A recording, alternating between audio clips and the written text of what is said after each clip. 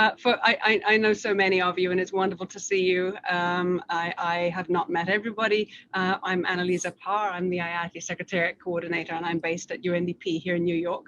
And behind this screen that you see, I am actually sitting in the office. I'm proudly the only person here, and I have been since last July, I think. I've only got a handful of slides. One of those is a thank you. So I really won't be too long. Thanks, Anna, for moving to the next slide. So I just wanted to share a few thoughts on how we got here today. We used to have a technical advisory group meeting, and here we are now having a virtual community event. So I just wanted to refer to our strategic plan objectives, which are threefold. We wanted to improve the quality of IATI data that's published. We wanted to promote the use of data by development and humanitarian actors, and we wanted to strengthen the standard and reinvigorate its community of publishers and members. So it's really that latter part that we're talking about here today. So historically, our technical advisory group would meet 1 or 2 times a year, all the way since 2008, and brought together, as it sounds, our technical community. So those meetings were incredibly useful for building the IATI standard, and they were seen as some by not always accessible, particularly for the non-techie types, if I'm allowed to say that. But as the standard has gained traction and the volume of publishing has increased, we recognize the crucial need for involving data users in more conversations around what data gets published and how. So this shift towards a more inclusive community event has been our opportunity to bridge these gaps. And thanks to the particular and very peculiar circumstances of global travel this year, this has opened the door to allowing many more people to participate and bring their different perspectives. So more data is available than ever before, and that's great, but we also need more people to know about the data and to use it. So that's where the real value begins, and this has been a theme that we've been hearing since our opening plenary session today. So I tried to jot out some takeaways from today's session, and it was terribly difficult because we had parallel sessions. That's one learning that we'll take away, but so I wasn't able to attend them all myself. We broke down into presentations that were made by Secretariat colleagues and by community members. And all of these sessions have given us an idea of the really broad spectrum of users, of progress and potential for IATI data. We heard what's taken place and what's planned in terms of our technical infrastructure to ensure IATI continues to support its expanding network of publishers and users. We ran polls in quite a number of our sessions today, and we've learned that there's absolutely a lot of interest in learning more on both publishing and on data use. And the great news is that this IATI community involves many who have already walked these paths and are very happy to share peer-to-peer. So please do get in touch with the Secretariat so that we can help to put you in touch with the expertise that you need. There are so many great takeaways from today's session. I mean, right from the opening plenary when we were hearing points about financing for data which is underfunded and deprioritized, it needs to be addressed by donors. Data increases in value, of course, it feels like a no-brainer, but it's very important to say it. Data increases in value the more it's used.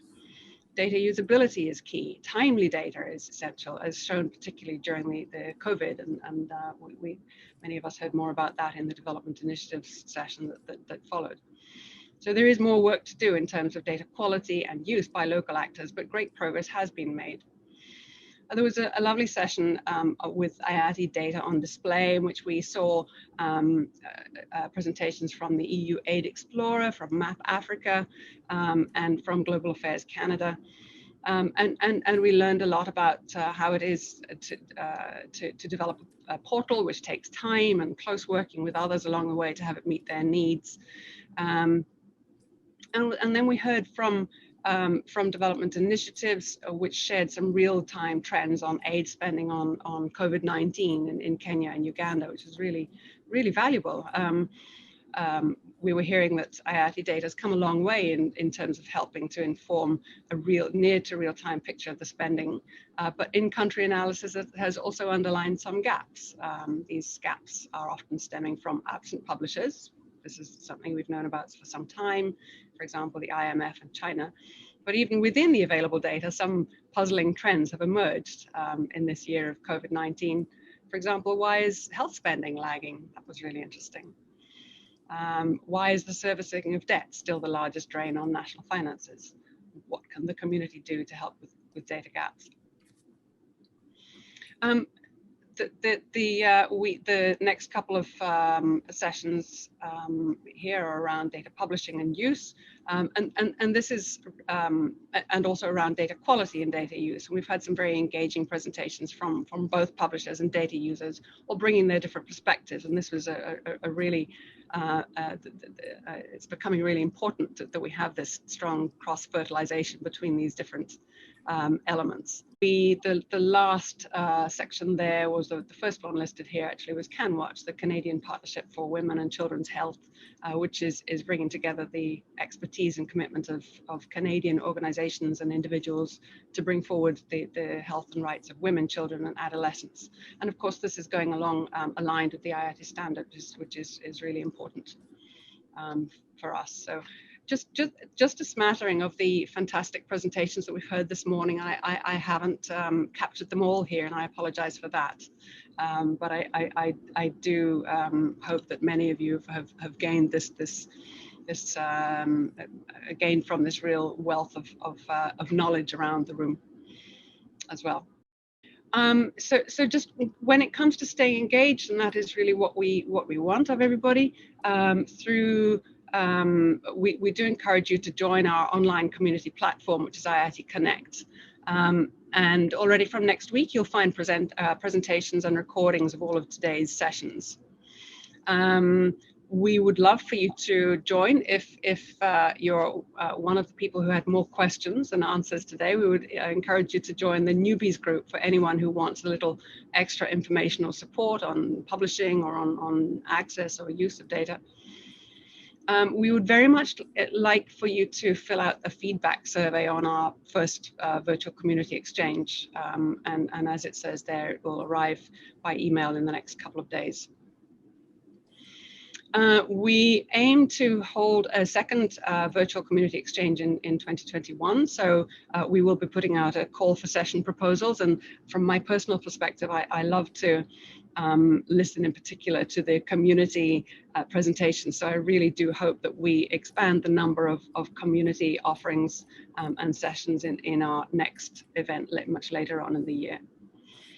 And then, as you know, you can contact us at the Secretariat with any questions that you have using IATI info@iatistandard.org. So just back to IATI Connect, that's where we'll share opportunities to contribute both to planning our next adventures together through different working groups, consultations and more. But I would ask you not to wait for the next virtual community exchange. We have a great tool through IATI Connect and multiple ways to stay in touch, whether you're more interested in publishing or using data, governance, collaboration with others. You can certainly find your tribe in IATI Connect, and I encourage you to stay engaged that way. So IATI has always been known for the passion of its community, and you're always going to find somebody to support or advise on any of the multiple questions that you may have. I know we're all really keen to get back to meeting up with our colleagues and our friends across the IATI world. Doesn't look like we'll be doing that in short order, certainly in 2021. However, I really do hope that this has been a good experience for you all. But it was our first time, and we're learning as we go. So please do complete feedback forms and get back to us when you receive those. As I have just two last tasks for you. One, please, actually both interactive tasks. One is that I would like to invite you to enter one single word into the chat box to describe today's experience with our first virtual community exchange. We would like to ask you to do that so we can straight away, thank you, collaboration, so that we can use this afterwards and perhaps build up a word cloud or somehow just learn whether we're doing things well, whether there are things we can change. And thank you, some really nice words there. Thank you everybody. I told you it was not going to be too difficult a task. The next and my final task is going to be my ask of you would be for one family photograph. So I'm going to invite you, everybody, please, to put your cameras on and smile. And while you prepare for that, I'm going to give you 30 seconds to prepare and fix up your hair and makeup if needed. But I did want to also, just before closing out, give my very warmest thanks to all our presenters, to our interpreters, so much support at the back of house. My secretariat colleagues have been phenomenal and working incredibly hard. And I wish to call out in particular Anna Whitson, who has been spearheading this absolutely from the start. But that's unfair because there are so many people around the secretariat who've done so incredibly well, and my huge thanks to you all for that. I also want to give thanks to our Expo Working Group volunteers for helping us to shape this agenda and review proposals for sessions. And our inspiring speakers from the opening plenary, our moderators. I'm not going to list them all because I know I would leave people out. But really just so many thanks to you all for joining, for taking part and for being enthusiastic. And above all, thank you to everybody for joining as participants and Zooming here with us today, even if it's been an ugly time of day for you. Thank you, everybody. Closing out for the day. Thank you so much. Bye-bye. Cheers. Bye. Thank you. Bye. Thank you.